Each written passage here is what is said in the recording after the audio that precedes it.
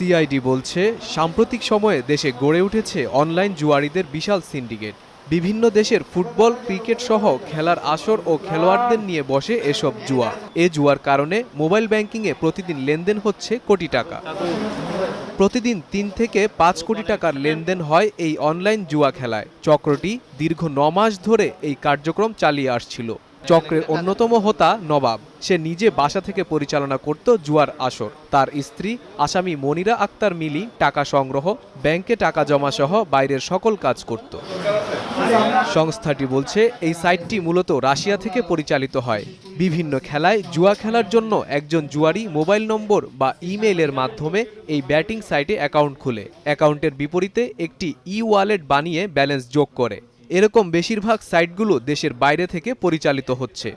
জুয়ার সাথে জড়িত এসআরগণ এই জুয়ার এজেন্টদের সাথে সরাসরি অবৈধ লেনদেনে জড়িত এবং এর বিনিময়ে তারা জুয়ার এজেন্টদের কাছ থেকে প্রতিদিন লেনদেনে কমিশন পেত।